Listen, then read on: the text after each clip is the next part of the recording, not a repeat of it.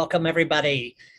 It is really a pleasure to be here with you all. Thank you so much for taking time out of your busy days to be here at the Cytokine Signaling Forum discussion on JAK inhibitors in a few dermatologic diseases.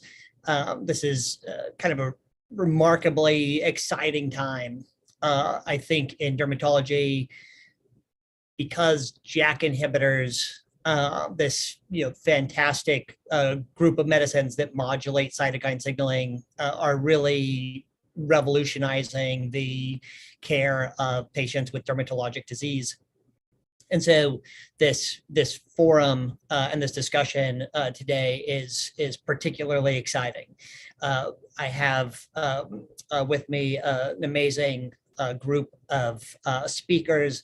Dr. Melinda Gooderham will speak on JAK inhibitors for psoriasis. Dr. Brittany Craiglow will speak on JAK inhibitors for alopecia areata, and Dr. David Rosmarin will be speaking on JAK inhibitors for the treatment of vitiligo. Just a few items for housekeeping. Please mute yourself during the duration of the meeting. And please, we want this to be super interactive. The idea is not for us to, be together for the next hour or longer talking at you, but we want this to be really educational and informative. And really and truly, Dr. Gooderham, Dr. Rosmarin, and Dr. Craiglow have truly unparalleled expertise in the things that they are talking to you about. And so this is an opportunity to really go deeper than the data in some ways, because the clinical expertise and comfort in the areas that they're talking about really provide an opportunity for an educational experience that we can't have otherwise. So please use the Q&A box to send questions, and we'll try to take them possibly per section, but for sure at the end we will address them. This is an outline of the time that we're going to spend together. Again, Dr. Gooderham is going to talk about psoriasis, Dr. Craiglow about alopecia areata, Dr. Rosmarin about vitiligo, and then we'll have a discussion and wrap up. And with that, I want to, oh geez, sorry about that. Can somebody please rewind us? I want to introduce Dr. Gooderham, who's going to talk about JAK inhibitors and psoriasis. Dr. Gooderham is known to all of you. She's a dermatologist and serves as a medical director at the Skin Center for Dermatology and the principal investigator for the Skin Research Center in Canada. She's assistant professor at Queen's University and also works as a consultant physician at the Peterborough Regional Health Center. Dr. Gooderham speaks internationally. There is no big meeting at which she is not there talking about clinical trial results really across dermatologic disease. And so again, it's a real pleasure, and we're very fortunate to be with her today. Thank you so much, Dr. Gooderham, and I'll turn it over to you. Thank you. Thank you so much for the kind introduction. And I'm really always happy to talk about JAK inhibitors. I'm happy to talk about psoriasis. So together, it's great. I think I'm taking control of the screen here. So here are my conflicts of interest. I do a lot of clinical trials. I spend about 50% of my time doing research. So these are all companies with dermatology drugs in development or approved. So the objectives of this session, I was asked to talk about the unmet needs in psoriasis, review the current clinical landscape in psoriasis management, and also to explore how inhibition of JAKs can address these unmet needs. So I wanted to start off, always everything's back to the patient, right? So start out with a case of mine. This is a guy named Raj. He's 45 years old. He owns his own store. It's actually an eyeglasses shop. He's had psoriasis for a number of years, moderate to severe disease, and he's tried a number of different topical therapies, which clearly are not working for him, especially with this amount of disease. Because of, having to be at his store and working hours, he can't come for phototherapy. And he's always been very reluctant on systemic therapy because of the conventional agents he's been offered in the past and the side effects that were discussed with him by previous doctors. So topical therapy is not working. We need to move forward. He wants systemic therapy. He wants to know what's next, what's new, because he hasn't been happy with options in the past. So this is what we actually have. Many options for psoriasis. We still have some unmet needs in there that I'll go over. But for conventional agents, the cyclosporin, methotrexate, acitretin, they, have limited efficacy and do have some safety concerns, some potential end organ toxicity that, patients shy away often from these options, and some clinicians don't like to prescribe them. We do have a number of biologics that are available, 12 now for psoriasis. But again, there's some patients who they may not work or they have contraindications. So needing some new options. Other targeted therapies, so other oral targeted therapies, we have the PDE4 inhibitor, apremilast, also with very limited efficacy and some tolerability issues. Although sometimes you can hit a home run with apremilast.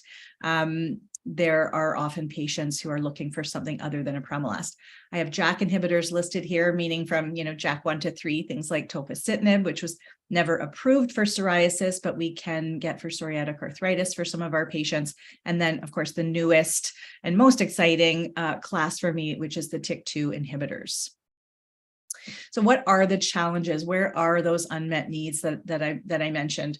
Already the limited efficacy and side effects of the conventional agents. And then with the more targeted therapies, whether we're talking about biologics or oral therapies, there may be some insurance documents, special authorization forms that can make it a more lengthy process. There can be higher costs associated with some treatments, some more than others. And then with the biologics, there are some issues. Some patients don't necessarily want an injection. It's not so much the needle they're afraid of, but they just don't like the thought of having an injection. They may travel, so having the cold chain issue of getting the product, if they're going to spend 6 months in Florida, how do we get that product to them?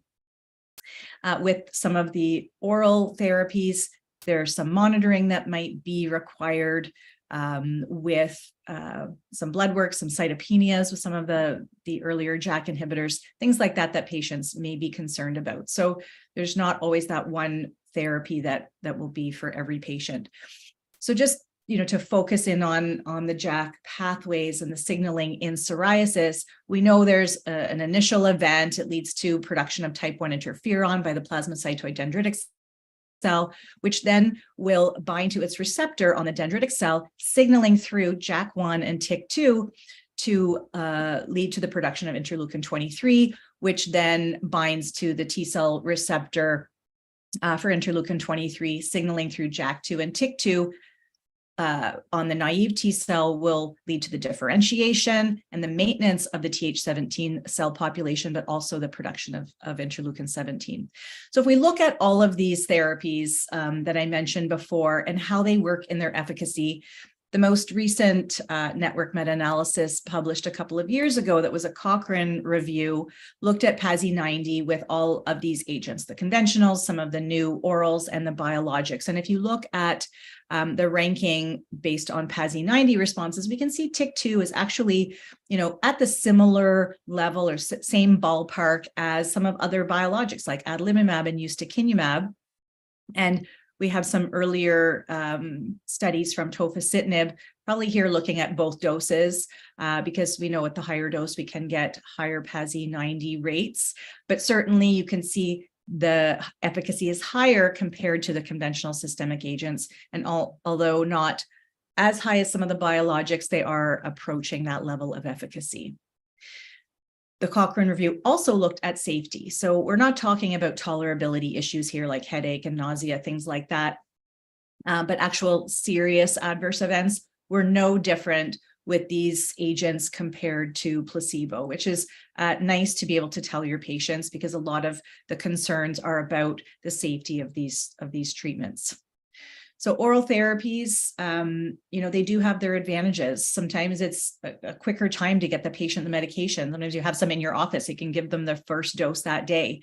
There's a reduced risk of immunogenicity that we've had with some of our earlier biologics. Everyone knows how to take a pill. You don't need a nurse to go and teach them how to do injections. You don't have that special delivery. You don't have the cold chain requirement of someone being home to accept the package and put it right into the fridge. And patient preference. Some patients just prefer having a pill. And even patients that I have on a biologic for years, every time they come in, they'll say, do you have a pill for this yet? Do you have a pill for this? So some patients really do prefer taking a pill. So back to Raj, we go over the options. He does want an oral therapy over a biologic. He's one of the patients who he doesn't like the idea of taking a biologic and not being able to take it back out. Whereas a pill, he has more control. He can take one a day instead of having an injection that once it's in there, it's in there. So he would like a more targeted option that doesn't have the side effects of the conventional agents, which has kept him from systemic therapy up to this point in his life. So just to, we're going to be talking all about JAKs today. I'm not going to go too much into this, other than the fact that I really like this Venn diagram to sort of look at the pairings of the JAKs and what type 1, type 2 cytokines are being blocked with each pair. So when you think about when you want to treat psoriasis, we want to treat those key cytokines that I mentioned, the interferon, the interleukin 23. And if you look at the cytokines here, interleukin 12 and 23 signaling through JAK2, TYK2, and then the interferon through JAK1 and TYK2. So if you're going to want the best bang for your buck, targeting TYK2 is going to get all of the cytokines important in the pathogenesis of psoriasis. And we saw that, more than a decade ago with the early tofacitinib studies in psoriasis. Even 2014, we had the phase 2b with baricitinib in psoriasis. I was actually an investigator in this study, and the higher doses of baricitinib worked really well for psoriasis, but we saw a lot of cytopenias, and it never went past phase 2b in the psoriasis domain.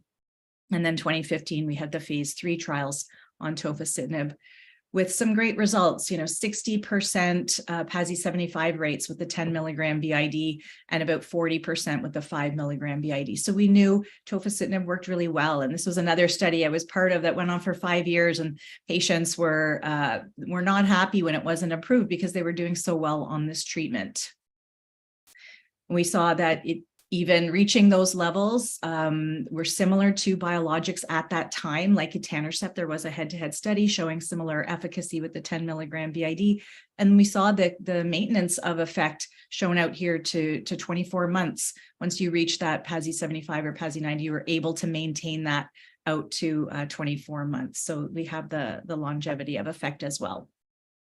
But as I mentioned, tofacitinib not approved for psoriasis because of the higher dose that was required. And so there wasn't really any further development on JAK1 to 3 for that indication, but things shifted to that TYK2. And here we have deucravacitinib, which is the first TYK2 inhibitor that's been approved. Just showing the study design here of POETIC 1 and POETIC 2, where deucravacitinib was compared to placebo and to apremilast up to week 24, and just some variation in the study designs here, but no time to go through that in detail today.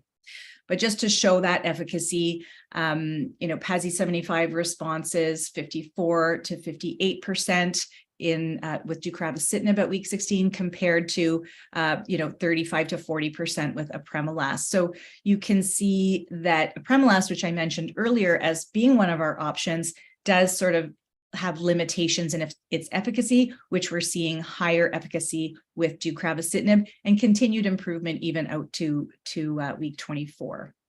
With PASI 90, same, where we have 27% of patients up to 36% of patients with PASI 90, again, improving up to 32 to 42% of patients with PASI 90. So a third of patients achieving that PASI 90 by month 24. And then again, looking over the long term, this was just presented at the most recent AAD conference, where the efficacy over time is, there's low dropout rates here. We're looking at 3 different methods of imputing missing data with treatment failure rules as observed and modified NRI. And these lines are like superimposed. You can barely even see the differences between them. So low dropout rate and maintenance of effect. So out to 112 weeks, you can see that PASI 75 rates are now over 80% and PASI 90 rates over 50%. So more than half of patients getting to be almost clear and maintaining that out over time. On the right-hand side, we're seeing of those PASI 75 responders, how many maintain that over time. And you can see the majority of patients, if they get a PASI 75, you can maintain it, which is great. And we saw a similar response with the SPGA-01. What about safety? Is there any safety trade-offs, compared to apremilast, which we consider a safe option for our patients? And you can see rates of these AEs of interest very low. Maybe the only difference we see a little blip here is with the herpes zoster with the blocking of the interferon, but even then rates are still really very low. Rates of serious infections below 2 per 100 patient years. We learned from the SOLAR registry that the background population of psoriasis patients do have serious infections in the rate of 1 to 2 per 100 patient years. So this is the population we're looking at. Lab parameters, there's really no changes. Not sure about other labels, but in Canada, there's no monitoring requirements with this medication because we don't see the changes in the lab values over time, which is nice and not what we saw with the competitive inhibitors. So these are the deucravacitinibs and allosteric inhibitors. So we don't have the same overlap with other JAKs. So rapsocitinib, which is a competitive TYK2 inhibitor, might have more overlap with the other JAKs, JAK 1 to 3. And so you can see here a dose-dependent effect in this phase 2 trial with the different levels of rapsocitinib. But we also see the changes in the labs here that we don't see with the allosteric inhibitor, deucravacitinib. So this molecule also will not, at this point, not move forward in the psoriasis space, but I just wanted to show the difference with competitive inhibition. And then finally, just one other quick thing from the AAD this year is another allosteric TYK2 inhibitor that is now owned by Takeda, which they acquired from Nimbus. It's called TAK-279. This dose finding study showing really great results with almost 70% PASI 75 at week 12, almost half of patients with PASI 90, and at the higher dose of 30 milligrams once a day, a third of patients completely clear. So this is remarkable for an oral therapy. So thank you for listening. Just to sum it up, there's still unmet needs, patients who don't want injections or conventional systemic therapies. They're looking for a pill. We know JAK inhibition is very effective because of the cytokines, the type 1, type 2 cytokines that are involved in the pathogenesis. And the more targeted TYK2 inhibition, particularly the allosteric inhibition, is really quite safe, does not require monitoring, and can give you the efficacy that we can see with a biologic. So thank you for that.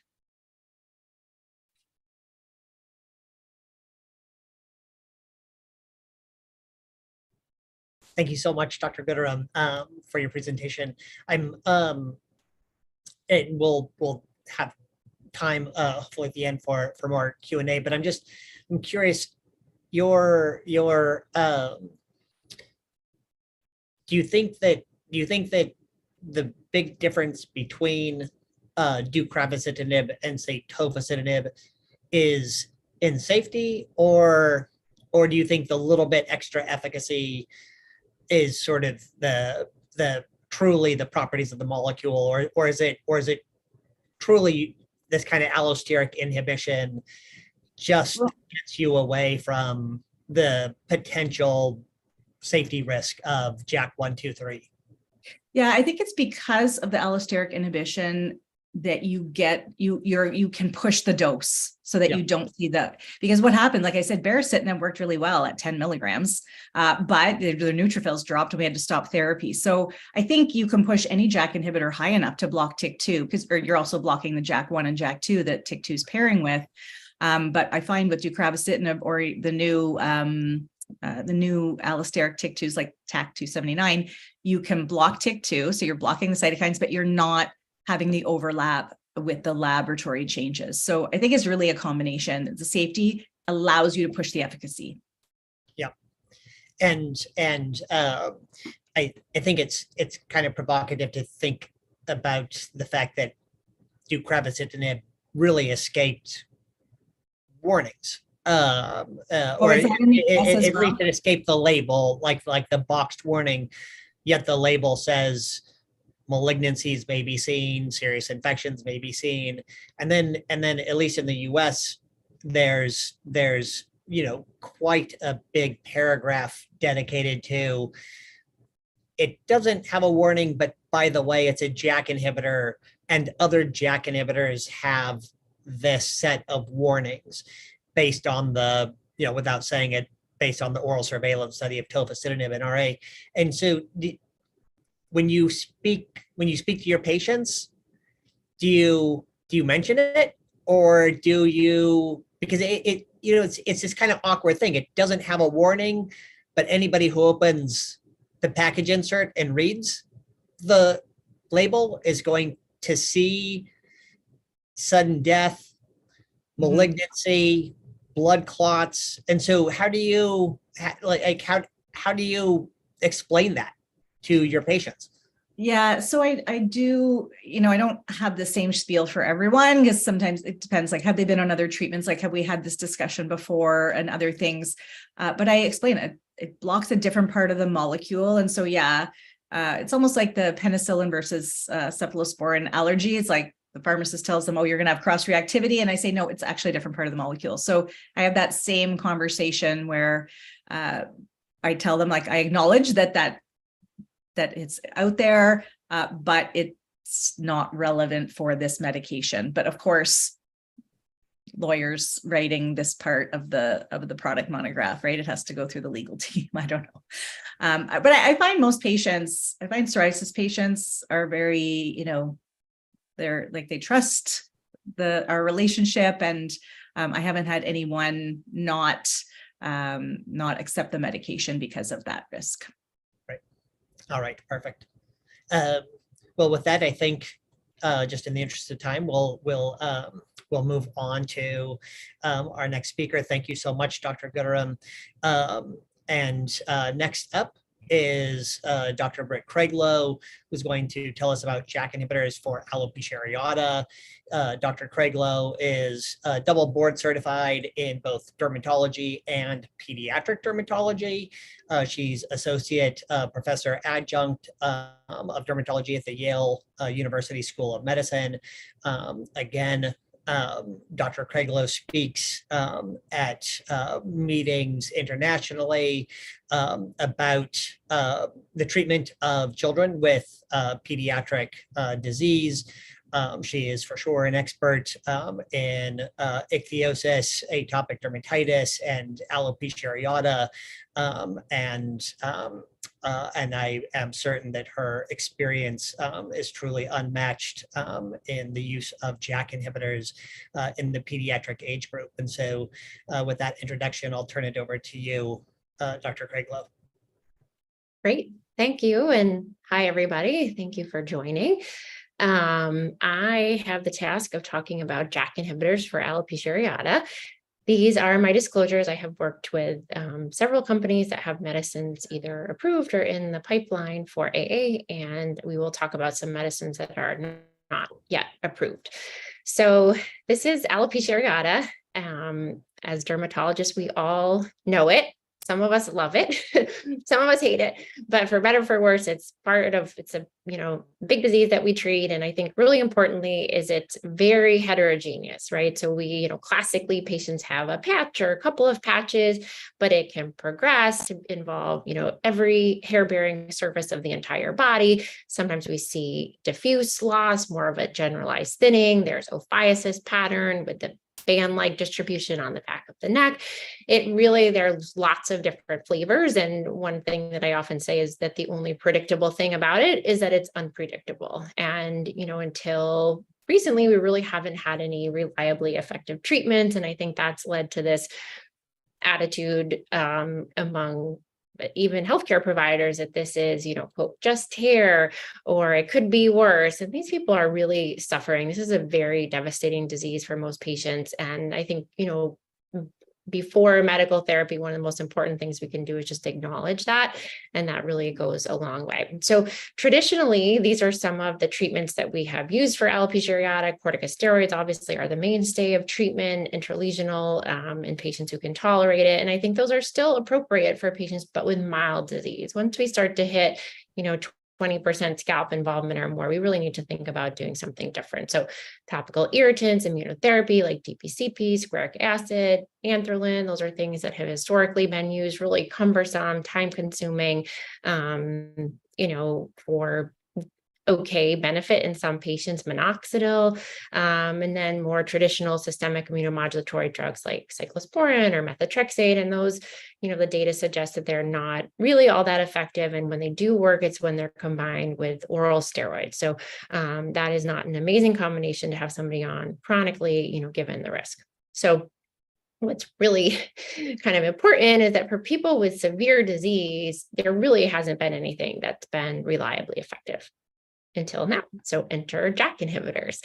So that was coming because this whole presentation is about JAK inhibitors. But so why are we even thinking about using a JAK inhibitor for AA? Well, we have to go back to the science. And this has progressed a lot over the past about 10 years or so. We used to understand that this was an inflammatory disease. We would see on histopathology these lymphocytes around the hair follicle, but it really wasn't understood what those cells were or how they communicated. And now fast forward, this is well described, and that's kind of led the way to targeted therapy. So I often joke that as an audience member, when I start to see slides like this with arrows and cells, I kind of turn my brain off, but it's actually not that complicated. And I think it's useful to kind of understand why we're doing what we're doing. So this is the hair bulb, and normally that's a site of immune privilege, but in alopecia areata, in the setting of basically genetic predisposition plus sort of environmental factors or triggers that are really poorly understood, that privilege breaks down. We get infiltration of T cells in and around the follicle. And then we're going to zoom in on that right now and see what's happening. So here on the bottom of the screen, we have one of these CD8 positive T cells, and then a follicular epithelial cell here. So what's happening is you can see kind of the key cytokines here are interferon gamma and IL-15. And so these T cells are secreting interferon gamma, which is acting back on the follicular epithelial cell, so binding to their receptors and then signaling, as you can see, via JAK-STAT.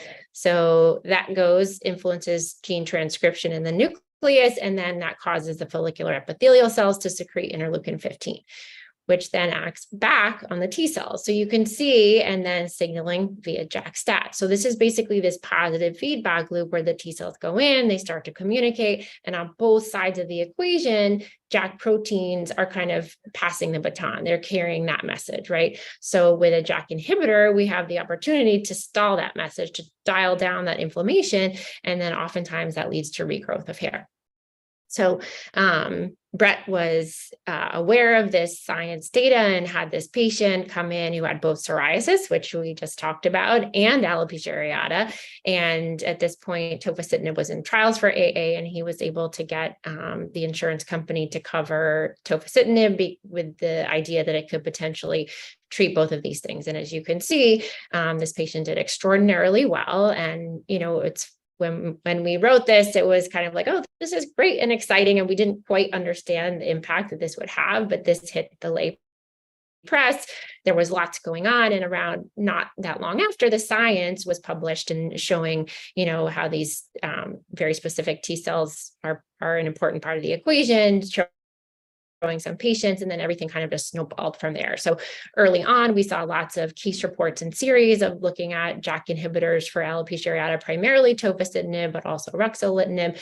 And this just kind of created this big spiral. And so now we have randomized controlled trials of JAK inhibitors for AA. And so we had or a decent amount, I should say, of anecdotal data, but now we actually have systematic data, which is really great, and have one drug approved and some in the pipeline. So these are the medicines, these are the JAKs that have been studied for the treatment of alopecia areata. 2 topical medicines, which unfortunately in clinical trials did not show any efficacy, not better than placebo. So they didn't actually move past phase 2. Now, in clinical practice, do we use topical JAKs every once in a while, maybe for eyebrows or small patches? Yes, but in general, they are really not very effective for alopecia areata. We really need to think about systemic therapy. So we're going to talk about the 3 oral medicines, ritlecitinib, duroxolitinib, and baricitinib. Baricitinib is now approved in the US and elsewhere for the treatment of severe alopecia areata. So we'll spend the majority of our time looking at the data that led to that approval.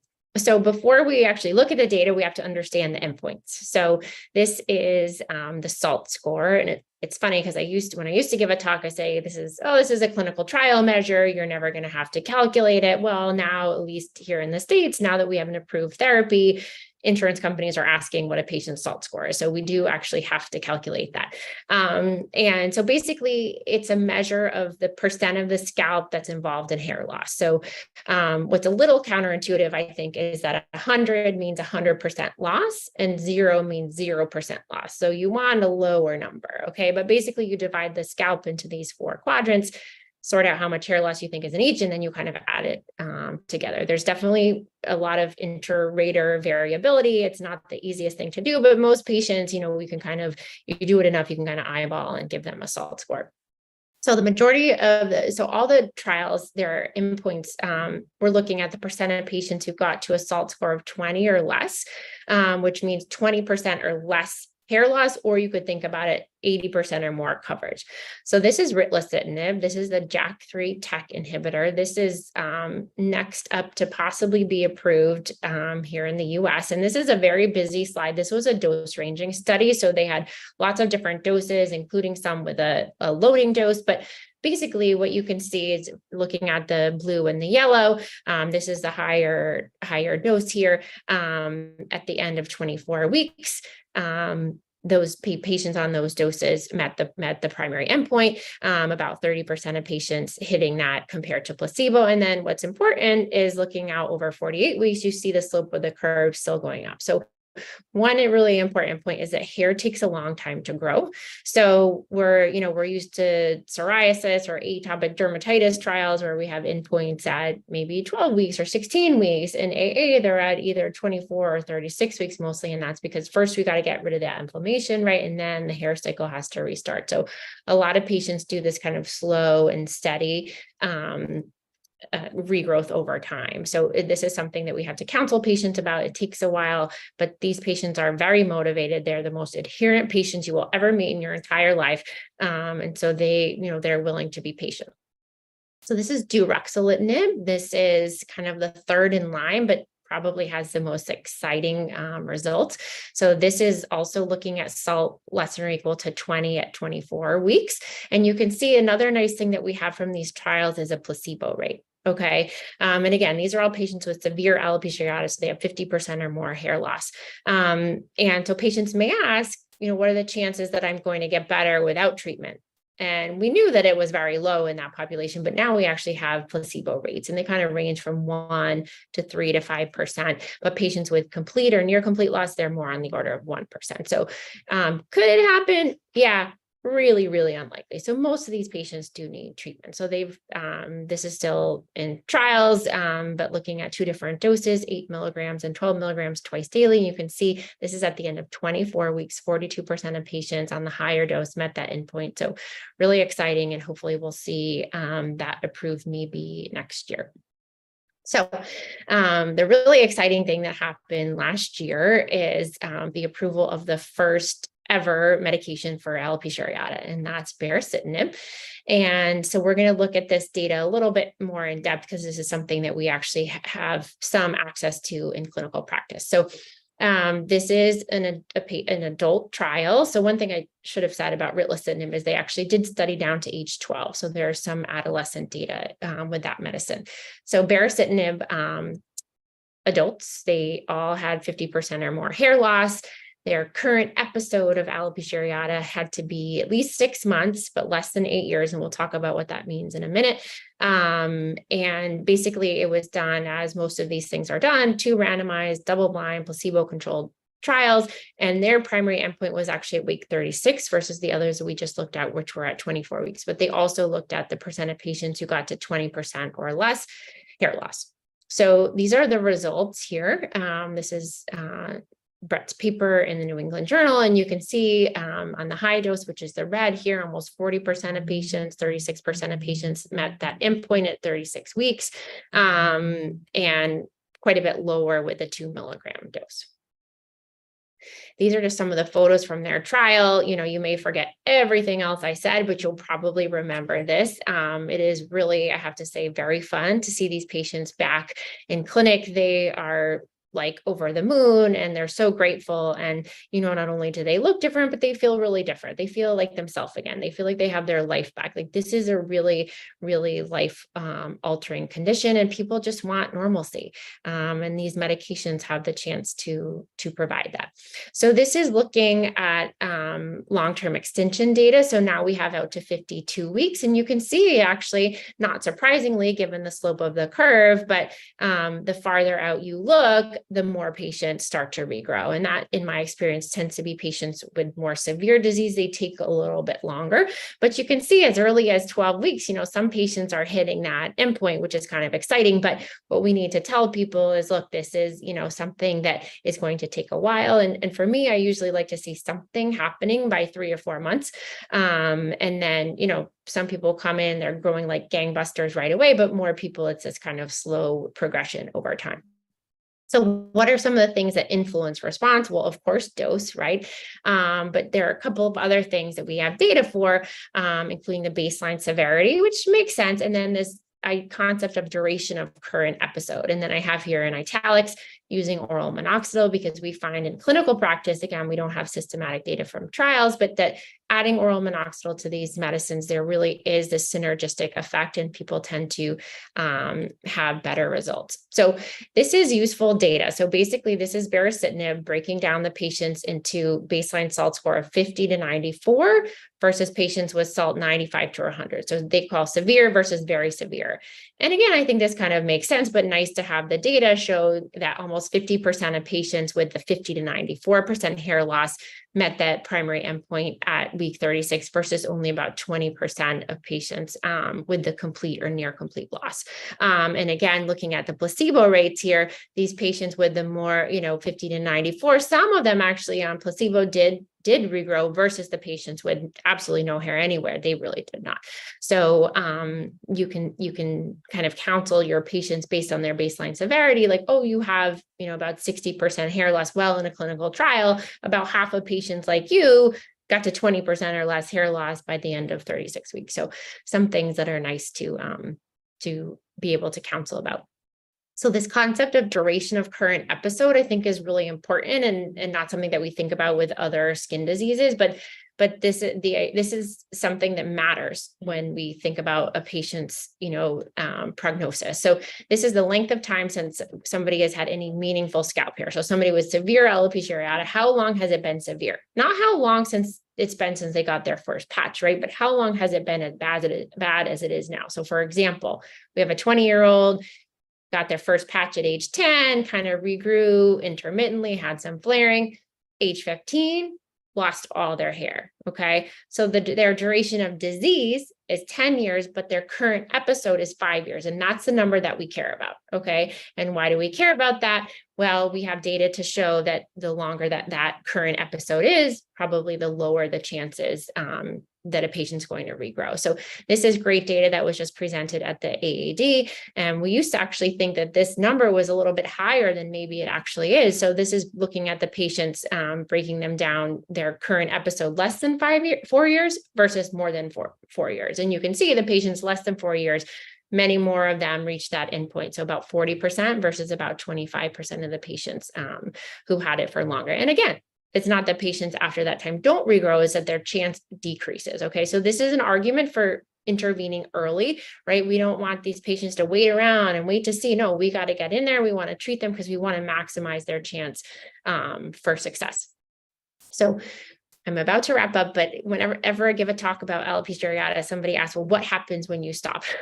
Okay. And so we do have some data. We don't have time to present it, but a lot of patients will lose hair if you down titrate, and most of them will lose if you discontinue. Okay. So this is when it's severe, it's a chronic disease and generally requires chronic therapy. What I mean here by stakes are high is that the problem is if you just stop or you just cut the dose in half, in a few months, if a patient starts to shed, that ball is rolling. It's too late. Okay. So even if you get them back on a higher dose, they're already losing hair. And depending on how long they've been growing the hair, they could be going back in time a very long time. So I have patients who it takes them 2 or 3 years before they're comfortable removing their wig. And so if you just go backwards, all of a sudden you're backwards 2 years, right? So it's really, really important to understand that most of the patients are going to need this indefinitely. And if you do reduce their dose, it has to be like the slowest taper you've ever done in your whole life. And most patients actually aren't going to be able to do that.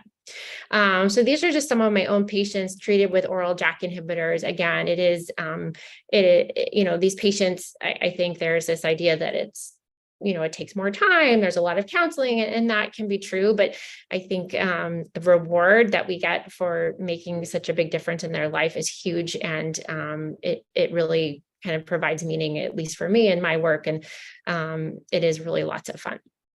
So thank you very much. And I think we'll do questions later.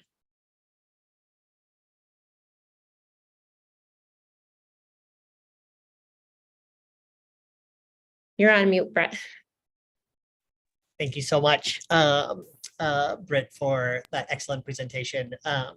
And we will actually save time or just move on to Dr. Rosemarin's talk, and then we'll hopefully have time for everybody at the end to ask questions of you. And so moving on to Dr. David Rosemarin, who is going to speak to us about JAK inhibitors for vitiligo.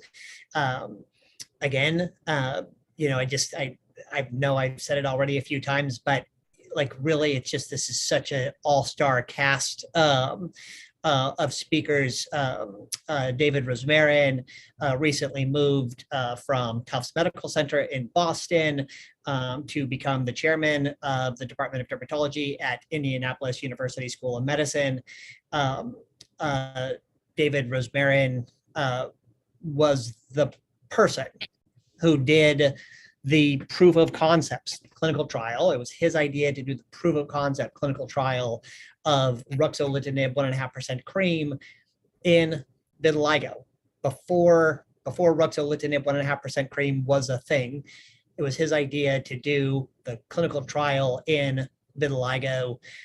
And as we're about to hear about that amazing story, it's now given us, at least in the US, our first FDA-approved therapy to repigment patients with this often devastating disease. And so with that introduction, I'll turn it over to you, David. Thank you. Thank you, Brett. Here are my disclosures. So vitiligo, fundamentally, it is a medical condition, just as we heard from Dr. Craiglow. Alopecia areata is also a medical condition. This is not cosmetic in nature, despite what insurance companies try to sometimes say. It's fundamentally an autoimmune disease that's targeting the pigment cells, the melanocytes, leading to white patches. And it's somewhat common. It's hard to put an exact figure on it. It's estimated to affect around 0.5 to 2% of the population. It affects all races, affects people in all countries, and it often affects kids too. The average age of onset is around 20 years of age. You can see many celebrities, most notably Michael Jackson, and we're lucky that we now have our first FDA-approved treatment in ruxolitinib cream, and hopefully many more will be in the pipeline and out soon for us to help repigment our patients. We've all heard the stories about how vitiligo can impact patients' quality of life. The patients who may not want to go out to dinner, It may affect their ability to have relationships, their confidence, the clothing that they wear, even in the summertime, wanting to wear long sleeves to hide the vitiligo or wear gloves. And what we also know in terms of their quality of life work is that in very young kids, it doesn't bother them nearly as much as it bothers our teenagers. Also, when patients have vitiligo in exposed areas, such as the face and hands, which are common locations, it affects them much more than if they're in hidden areas, like on the trunk. But even more than having vitiligo on the hands and face where people can see, it's the uncontrolled progression, that anxiety of not knowing when somebody will get another lesion or it will spread, that worries patients the most. So then we have the question, well, how do I know if the vitiligo is going to be spreading or not? How do I know if it's active or if it's stable?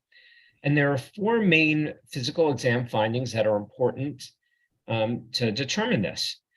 Now, amongst the most common are a Kebner phenomenon, as we can see in the upper right. If a patient gets a scratch, for example, and then gets a line of vitiligo, well, that's a sign of activity. In the lower left, if somebody has these 1 to 2 millimeter macules of depigmentation that we call confetti vitiligo, well, that's also a sign of activity. And another common sign is trichrome vitiligo, 3 colors. So you see the normal skin, the depigmented skin, and a color in between, another sign of activity. Now, the 4th sign is not very common in inflammatory vitiligo, and this is not a redness throughout the lesion, but really some erythema around the rim. And again, it's very rare, but also a sign of active disease.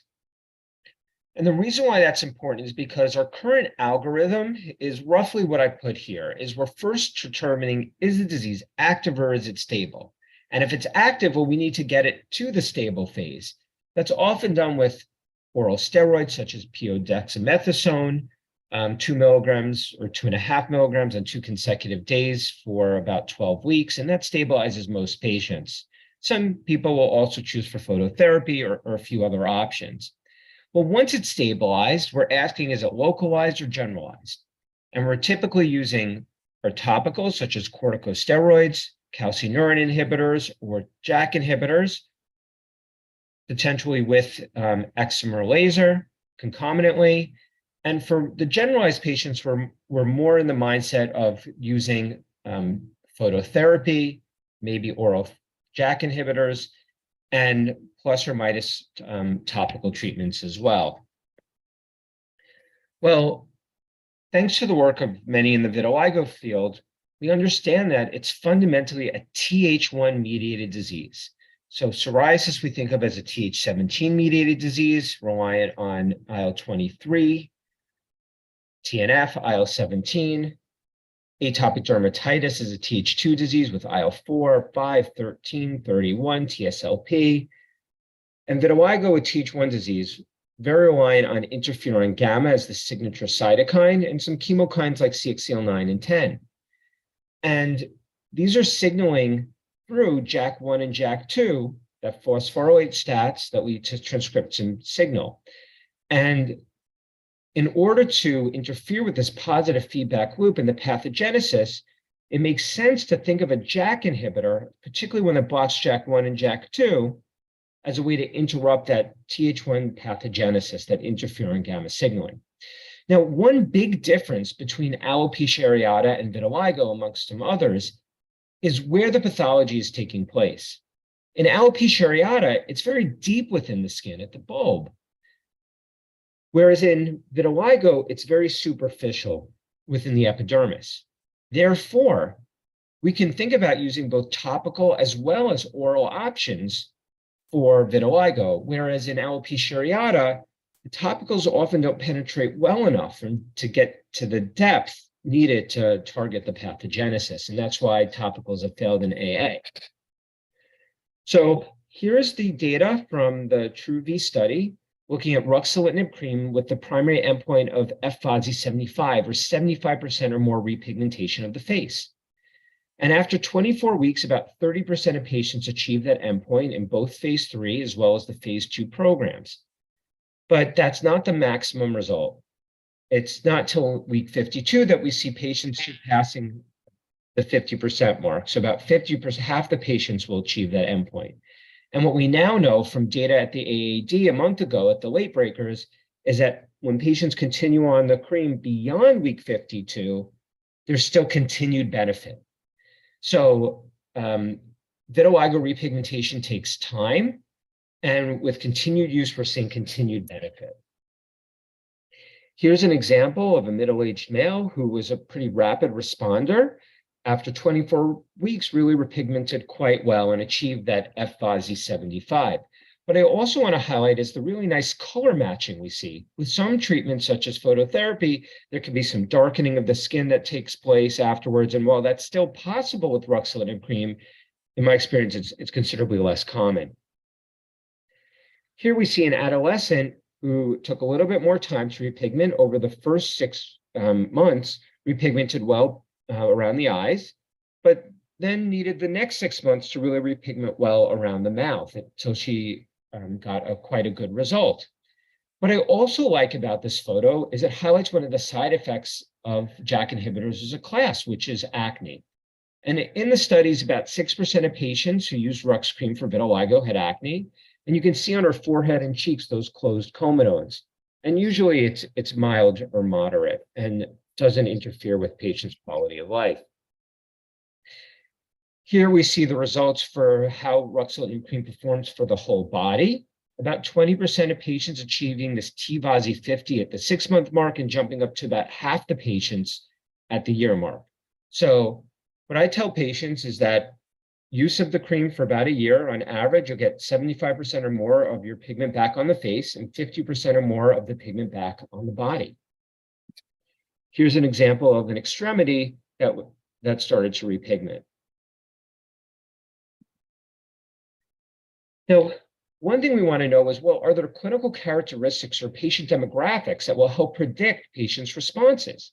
And when we look at different subgroup analysis, like the age of the patient, the sex of the patient, the race, skin phototype, how much patients have to start with, whether the disease is stable or active, or whether they've been on prior treatments, or how long they've had the vitiligo before.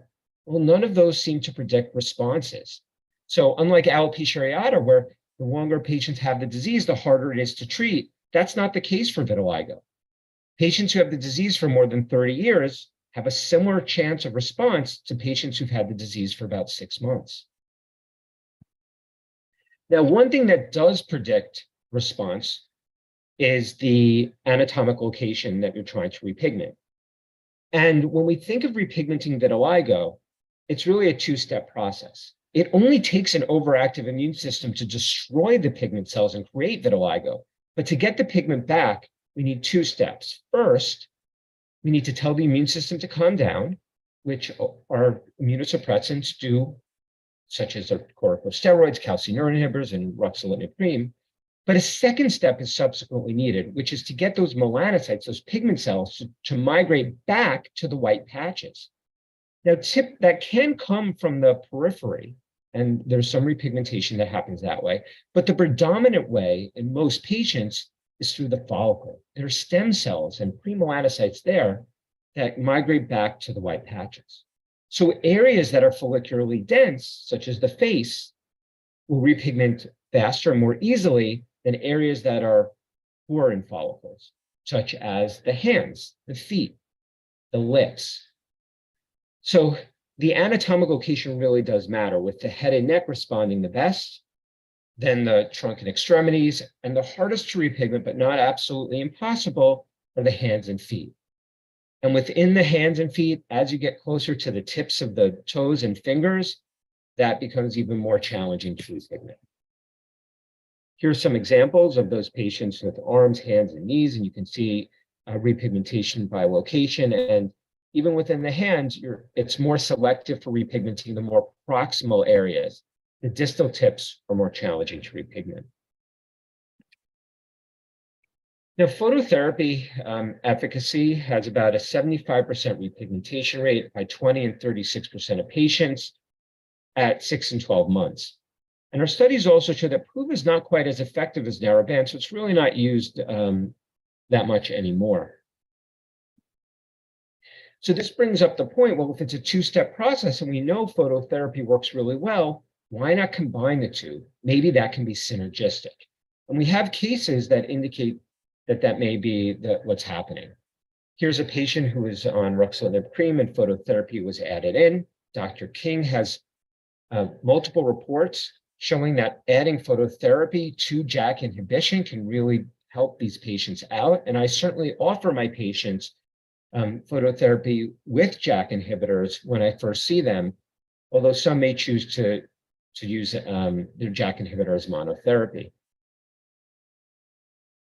Now, we also have a need for oral agents. For what patients? Well, those who may have generalized vitiligo that affects a large body surface area. Also for those patients who have unstable disease. It's hard to chase after new lesions that keep forming with a topical as opposed to using an oral agent and a systemic that can help stop the disease in its tracks. Now, ritlecitinib, as we heard from Dr. Preglow, will likely first be available for alopecia areata, but it's in development for vitiligo. And in this phase 2 study, about 12% of patients at the 6-month mark achieved an F-VASI 75, and we see this dose response as well, where the higher the dose did better for these patients. I'm going to show 2 pictures of patients from the study. Here's one that started to repigment well after a year, and we can notice the nice color matching. This patient also had a nice response, and again, very good color matching. And even though he may not have had severe vitiligo of the face at baseline, it can still dramatically affect his quality of life. So we always have to not make assumptions and listen to our patients. Now, you may say, well, those numbers look a little low compared to the cream. Well, 2 things. One is you can't really compare between different studies for vitiligo because there are different patient populations and there were different entry criteria for the studies. And 2, one reason that there may be some difference is when you apply a cream, you can achieve a very high concentration of a JAK inhibitor to a localized area, as opposed to the systemic where you're actually achieving lower concentrations in the skin where the pathology is taking place. So though we think about systemics as being more effective, that's not necessarily the case for vitiligo for that reason.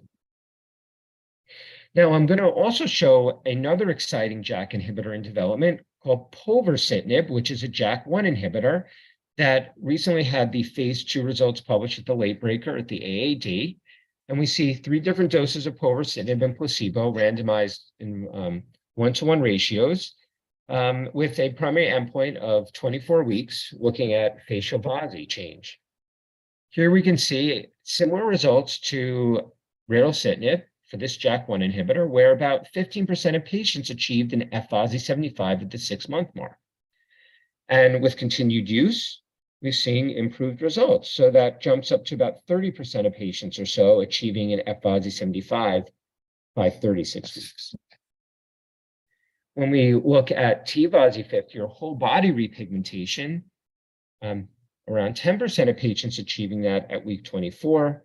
And then on the upper level, about 30% of patients achieving that by week 36.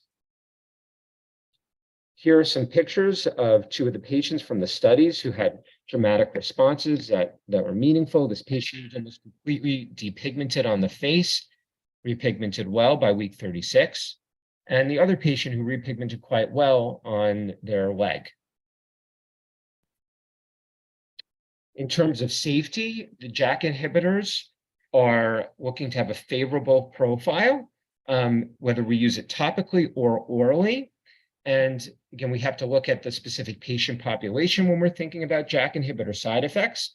One thing to note about povorcitinib is we are seeing a little bit of elevation in creatinine kinase, but we're not seeing evidence of rhabdomyolysis. So just want to conclude that JAK inhibitors really are a good fit for vitiligo because it targets that Th1 pathway, which is otherwise really challenging to treat with our other immunosuppressants. And we have a lot of promising treatments coming down the pipeline. Thank you.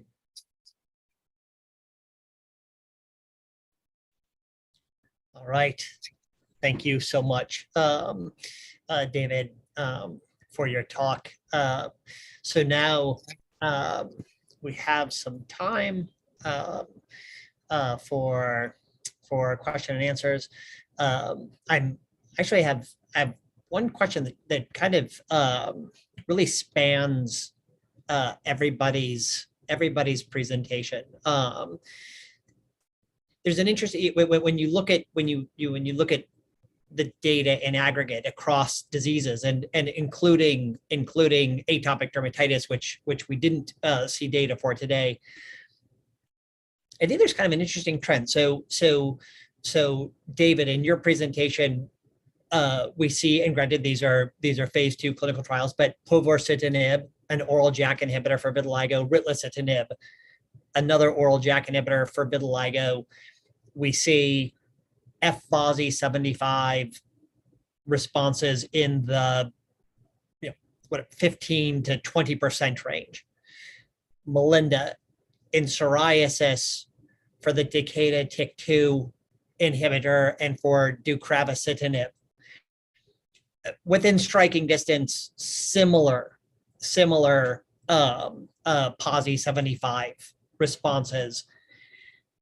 For you, Britt, with ritlecitinib, baricitinib, and duruxolitinib, 3 clinical trials in essentially the same patients with alopecia areata.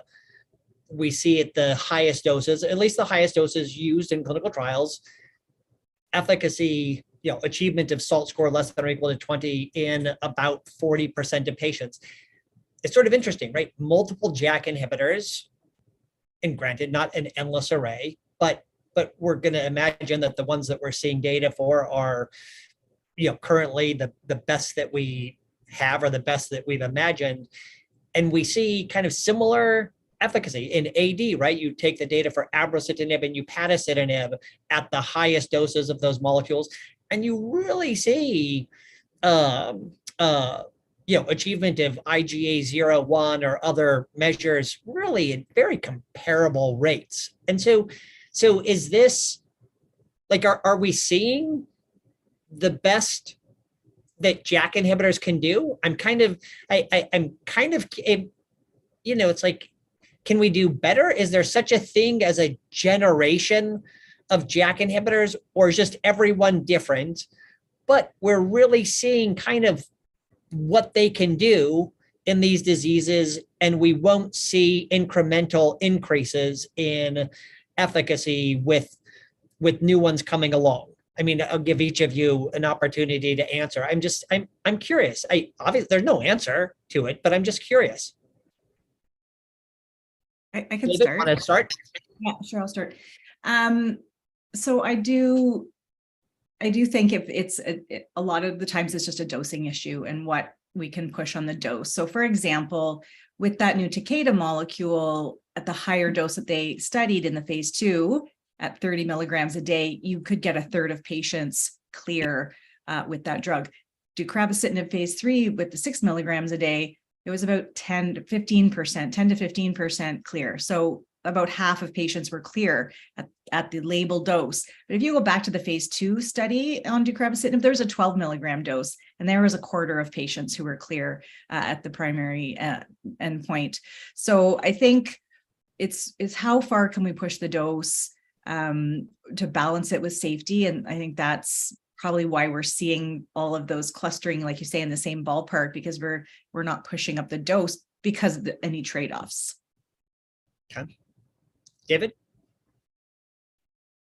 So I actually think that vitiligo is different than AA or AD or psoriasis, partly because I think you're going to hit a plateau with vitiligo treatment for JAK inhibition, because once you maximally calm the immune system down, you're then rate limited by the ability of those melanocytes to migrate back. So I don't anticipate being able to achieve higher scores unless we tackle the ability of the melanocytes to go back. And that's where the phototherapy may be so helpful. Whereas in AA, AD, and psoriasis, there does seem to be a dose effect there where, well, if we do go higher, I think we can achieve better results, but we're a little bit more limited there with the safety. So if we can change those ratios and improve on the safety, well, then we can potentially achieve better results. So I think there's differences between those two diseases. And I'm more hopeful in AA and AD and psoriasis that we are going to get better results. But for vitiligo, I think we need to tackle that other aspect of melanocyte migration. Otherwise, I do think we've hit a plateau. Great. And Britt? Yeah, I mean, I agree what's been said about dosing. I think one thing that is kind of interesting to me is now that we're going to have some choices, learning, that there may be patients who respond better to one than another. So you've shown, Brett, a patient who didn't respond to tofacitinib may respond to ruxolitinib. I have a patient now who also didn't respond to tofacitinib, but now is on baricitinib. I have some baricitinib likely failures who maybe will, right? So it may be that a JAK is not a JAK is not a JAK, and there may be some patient characteristics. I mean, it would be amazing if we could sort out biomarkers or something to kind of pre-identify these patients, but it may be that we learn about more, even more targeted treatment within the class based on some, characteristic. I think that will be kind of fun. Yeah, I agree. Yeah, it's true. I just saw a patient 3-4 weeks ago who did not respond, had not previously responded to oral ruxolitinib 25 milligrams twice a day, and who's growing hair on baricitinib 4 mil. It's just, they're both JAK1/2 inhibitors. I mean, they're sort of like, I think of them as sort of almost like non-identical twins or something. But yet somebody who has almost all their eyebrows back, who never grew a hair with ruxolitinib, it's really fun to think about think about this question. And just, again, to the audience, like, please, this is the time to ask questions. I know that Melinda and Britt need to leave shortly to attend to their clinic patients. So if there are questions, please put them in the Q&A box. Britt, there's one here. Do the hairs that are depigmented? Actually, I think that's for you. Do the hairs that are depigmented get repigmented, or is hair more difficult to repigment?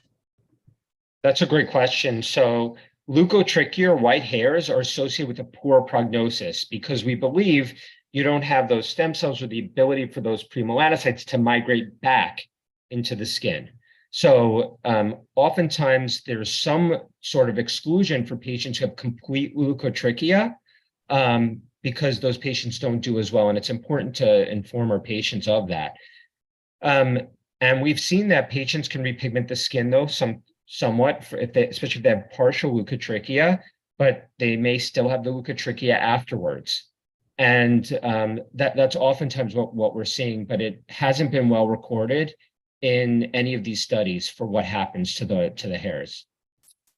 It's interesting also to again kind of make a connection between vitiligo and alopecia areata. We not uncommonly see people regrow white hair that then repigments. And so what it's obviously fundamentally it's a different process, but why the white hair that then repigments? Is there a possible relationship with vitiligo there? Well, we think they both have high levels of interferon gamma, which are suppressive of the melanocyte, and we know the two often go together. And I'm also remembering a great case that was published by Dr. Craiglow of this of a person who's used I think it was topical tofacitinib of the eyelash, and even though it had white hairs, they colored in almost completely, and really striking result So that was a great case we from were, Dr. we Kiglow. wrote that up because we were very surprised. I mean, I was very surprised by that, but interestingly, in that patient, we got in very early in the disease process, which I know we have this data that says maybe it doesn't matter, but maybe in certain patients, you know, earlier intervention, like in areas that we think like are never going to repigment because there's, you know, nowhere for the pigment to come from, maybe, you know, we're able to capture them. So that I think is another kind of interesting area. Yeah. There's another question for you, David. Is there an endpoint to the treatment for vitiligo, or does the treatment need to be continued? Boy, I feel like again, and maybe Melinda, you could answer this question. You know, sort of, you know, or it's a little bit outside this talk, but you know, do we have disease modifying agents? Is there a chance that you think with the slightly broader modulation of cytokines that you get with a JAK inhibitor, is there such a thing as disease modification in psoriasis? And then each of Britt and David, you can also answer that question. I don't think so with psoriasis at this point that we know about. I think the only thing I've treated with a JAK inhibitor very impressively that never came back was generalized granuloma annulare, and completely gone and nothing ever came back. So, but that is a disease that can do that on its own. So, but psoriasis, I don't know that we're there yet. Yep. And David, what's the answer? What for vitiligo? Where are we at? Constant treatment for constant result or disease modification? Yeah, so that, I mean, that really is a Pandora's box. I wouldn't call it disease modification, but I think people can have maybe a drug holiday, I think is the right way to put it, where if they've achieved the right level of pigmentation for them, or they've plateaued and they want to hold the medicine, then they're not too anxious about it. I think it's fine to do so. And the first sign, though, that it's coming back, they should restart the treatment, because we know that patients can recapture their original response. Now, it's strange because I've had some patients from our original investigator-initiated study that have held the response for 7 years before they started to lose the pigment again. And so that was a great thing that they stopped the medicine for 7 years. But there are others, a month or two later, they start to lose the pigment, and we cannot figure out who will fall into what category as of yet. And so what I would say is it probably makes sense, depending on the particular patients, to either you can stop it at all, they can keep doing it maybe once a day, or maybe they could do it twice a week to try to maintain, but use it less frequently, at least in the case of vitiligo. All right. And then Britt, why don't you answer, and then we'll say goodbye to you and Melinda, because I know you both have nurses knocking at your door saying, "Come on, it's time." So what's your answer? Then thank you to both of you, and you can tune out. Yeah, I as you mentioned, I treat a lot of children, and you know, we know alopecia areata by nature waxes and wanes, right? So we sometimes see patients who come in and, you know, maybe they had a patch or two and they regrew everything and then they lose all their hair. I see patients who had a history of complete hair loss, rarely with spontaneous regrowth, and maintain that for a period of years, right?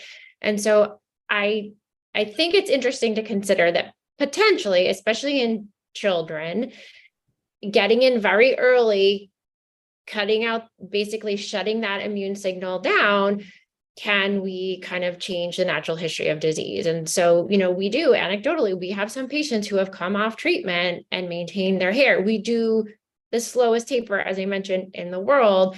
I mean, if someone comes in and sees me and they've had no hair in 6 years, well, I'm not modifying their disease, right? But if I start somebody in the first 6 months, maybe, and they're young and their immune system is still kind of growing and changing, you know, it's kind of interesting to consider. I just saw identical twins on Monday, one of whom they have both history of patchy disease, one of them who's recently lost all his hair. But it was really cool because we could say, look, this isn't his, you know, we know based on his brother that this isn't his genetically, like, for sure predetermined endpoint, right? Because we still don't kind of understand those those risk factors. So I feel like in someone like him, maybe we shut it down and his body sort of has the ability to kind of regroup, right? But I think we're going to learn a lot more about this as we go along. All right. Thank you so much, Melinda. Thank you so much, Britt. Thank So you. appreciative of your time. Have a great day. Thank Bye-bye. you, guys. Take care. Bye. And David, there is another one here. Is there an endpoint? Oh, no. We got that. No. I think we got all the questions. If there are any other questions, David and I are happy to take them. David and I both treat alopecia areata and psoriasis, and so we'll try to field those questions as well as we can also. And if there are no other questions, then we can also move to close out our time together. David, again, truly a pleasure to be here with you. I really appreciate your time, and again, wish to thank all of the speakers, and again, to those of you who have tuned in, your feedback is critically important to the success of what the CSF is doing. And so we hope so much that you enjoyed this webinar. Please fill in the short evaluation form to let us know your feedback. This version, the version that we just composed of this webinar, is now available to view on the YouTube channel, the CSF. Lastly, please tune in for the next edition of CSF Forum Live, Managing Pain in Patients with RA, on Wednesday, the 5th of July. And you see the times at the bottom. And so again, thank you to all of you. Thank you to CSF for this opportunity, and hope to be back sometime in the future. Thank you so much.